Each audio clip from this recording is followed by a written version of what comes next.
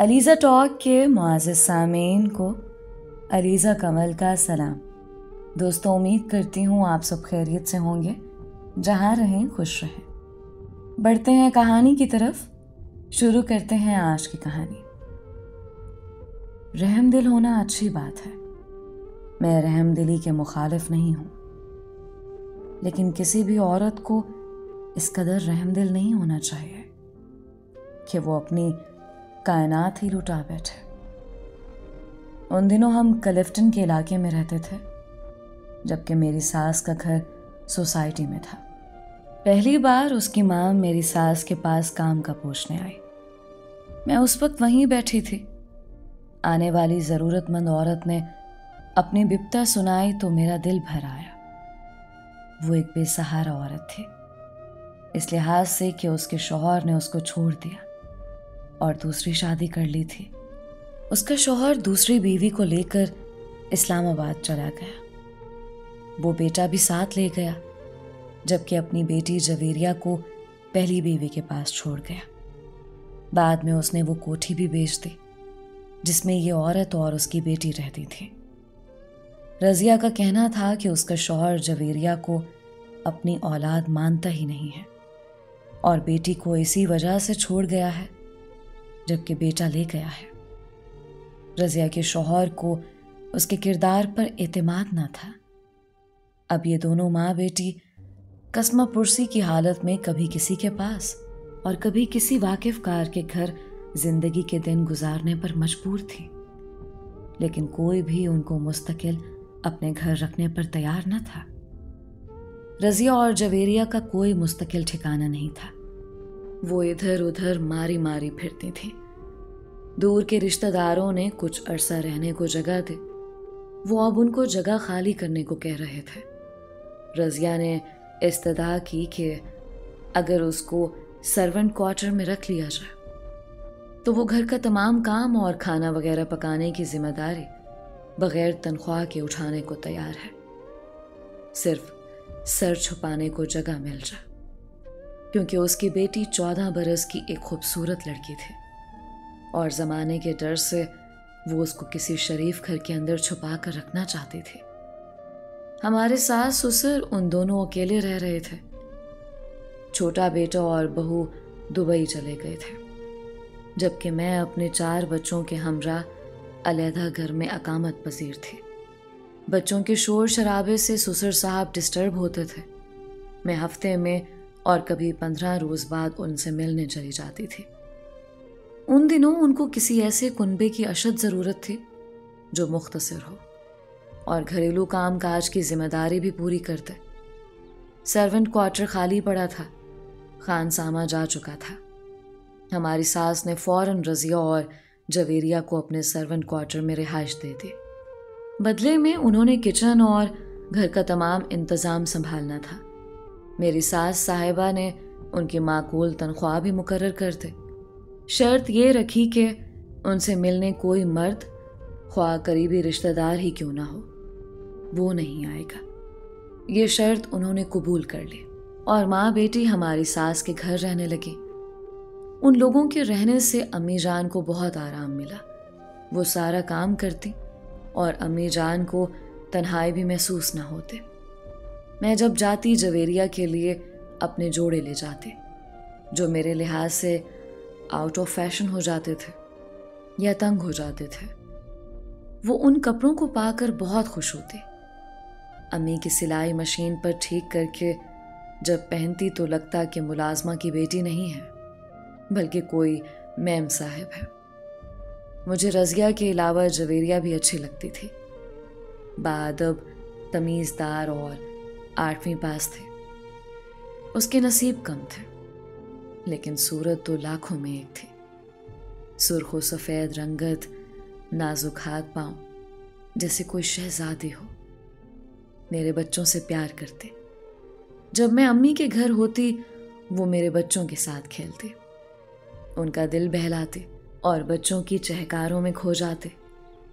शुरू में मेरे शौहर ने उन लोगों की तरफ तवज्जो ना दे, लेकिन जब मैंने उनकी बिपता खालिद को सुनाई तो वो भी अफसोस करने लगे कि ऐसी शरीफ औरतों के साथ उनके वाले वारिस ने अच्छा सलूक नहीं किया कि ये माँ बेटी दर बदर दूसरों का सहारा लेने पर मजबूर थी।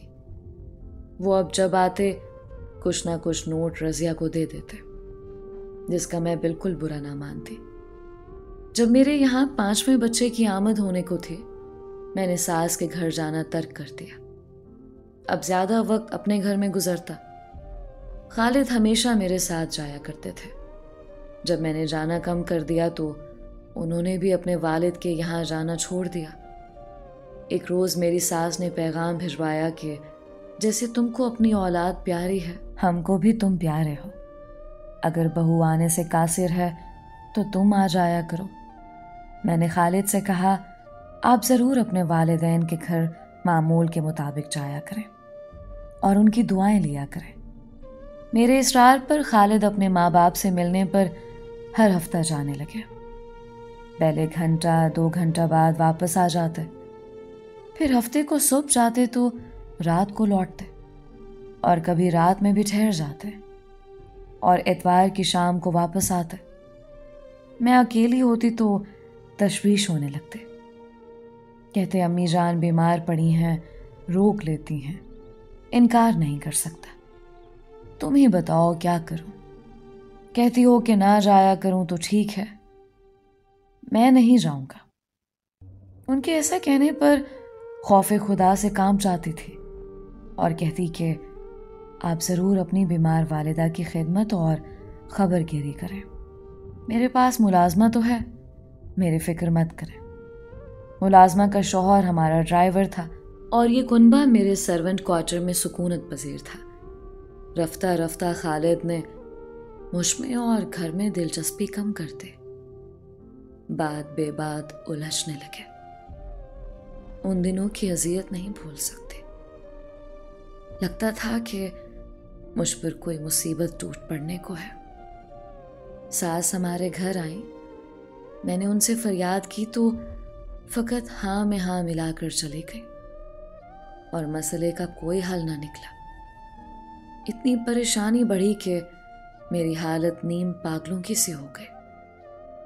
मेरी डिलीवरी के दिन नज़दीक थे और शौहर साहब की बेइतनाई बढ़ती जाती थी। तंग आकर अम्मी जान को फ़ोन किया। उन्होंने कहा कि तुम यहाँ मेरे पास हैदराबाद आ जाओ। मैंने भी यही मुनासिब जाना और कराची से हैदराबाद चली गई। सोचा जब बेबी की पैदाइश के मरहले से फारिग हो जाऊंगी तो खालिद आकर ले जाएंगे। यहाँ कम से कम अम्मी जान की तवज्जो और गमगुसारी तो हासिल थी। जब इंसान हालात से बहुत परेशान हो तो वो माहौल से कुछ देर के लिए आंखें बंद कर लेना चाहता है। मेरा भी ऐसा ही हाल था। शुतुरमुर्ग की तरह रेत में सर दबाकर आंखें बंद करने लगी थी। अल्लाह ताला ने एक और बेटी से नवाज दिया। शौहर को फ़ोन पर इतला की कि फ़ौरन हैदराबाद पहुंच जाएंगे। वो ना आए तो अम्मी ने फ़ोन किया कि आकर बेटी को तो देख जाइए और बीवी बच्चों को ले जाना है तो ले जाइए। जवाब दिया सबा से बात करवाएं। अम्मी ने फ़ोन मुझे पकड़ा दिया। कहने लगे अपनी मर्जी से घर छोड़कर गई थी, मैं लेने क्यों आऊं? मैं नहीं आऊंगा, बल्कि मेरा मशवरा तो ये है कि वहीं रह जाओ। अब घर आने की ज़रूरत नहीं है।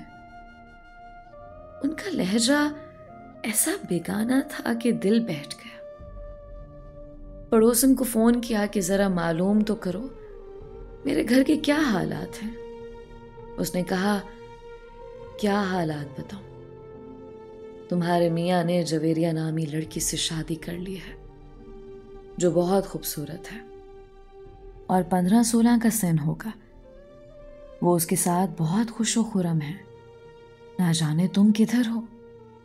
कम से कम जाते हुए कुछ तो बता दिया होता। राब्ता तक ना किया तुमने। रिसीवर मेरे हाथ से छूट गया।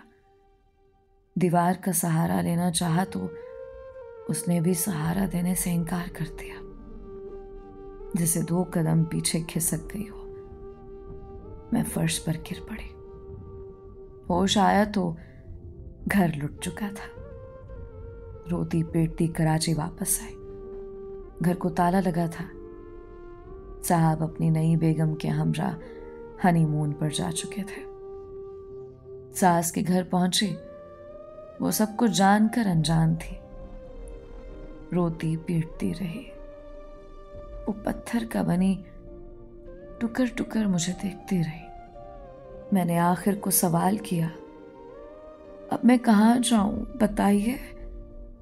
बच्चे लेकर घर को तो ताला लग गया है। बोले, उस घर को तो ताला लगा है, लेकिन ये घर तो खुला है। ये भी तुम्हारा घर है। अगर समझो तो अब इस घर में रहो। मैं भी तो अकेली पड़ी हूं। तुम और बच्चे साथ रहेंगे तो फिर मुझे किसी और को रखने की जरूरत नहीं है। उनके जवाब ने मुझे लाजवाब कर दिया। कराची आ चुकी थी, कहाँ जाती। सास ससुर के घर को ही कबूल कर लिया कि बच्चे तो पालने थे। इतने बच्चे कौन रखता, कौन उनके अखराजात उठाता।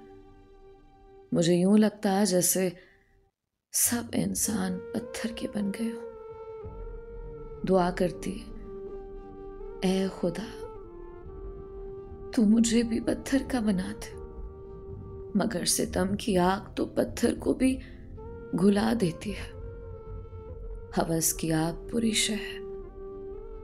ये घर ही नहीं, दिल भी जला देती है और पाक मोहब्बत की इबादत गाहों को आलूदा कर देती है। जवेरिया के हुस्न जवानी ने औलाद का प्यारा रिश्ता भी गहना दिया था। खालिद उसकी नौखेज खूबसूरती में गुम हो चुके थे और मुझसे नाता तोड़ दिया था। बच्चों का खर्च भिजवा देते थे। अपने वालिदैन से मिलने आते तो भी मुझसे बात ना करते। कहीं मैं गले ना पड़ जाऊं। खुदा जाने उन्होंने मुझे किस बात की सजा दी। ये तो मैं आज तक समझ ही ना सकी।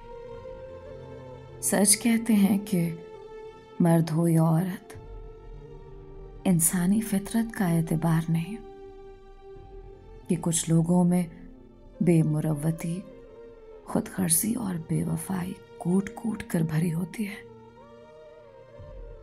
दोस्तों, ये थी एक मियाँ बीवी की कहानी। उम्मीद करती हूँ कि इस कहानी से आपने काफ़ी कुछ सीखा होगा।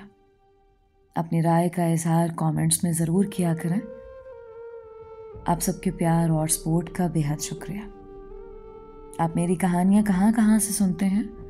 अपना नाम और अपने शहर का नाम ज़रूर बताया करें। आज का स्पेशल थैंक्स मिस आलिया का, जो कि नॉर्वे से बिलोंग करती हैं, मिस्टर हमजा राजपूत का, जो कि सियालकोट पाकिस्तान से बिलोंग करते हैं, और मिस अफीफ़ा का, जो कि नवाब शाह पाकिस्तान से बिलोंग करती हैं। अगर आपने अभी तक हमारा चैनल सब्सक्राइब नहीं किया तो अभी सब्सक्राइब कर लें। कहानी को अपने प्यारों तक लाजमी शेयर किया करें। मुझे अपनी दुआओं में याद रखें। मिलते हैं एक नई कहानी के साथ। अलीज़ा कमल को इजाज़त दीजिए। अल्लाह हम सब का हामी और नासिर रहे।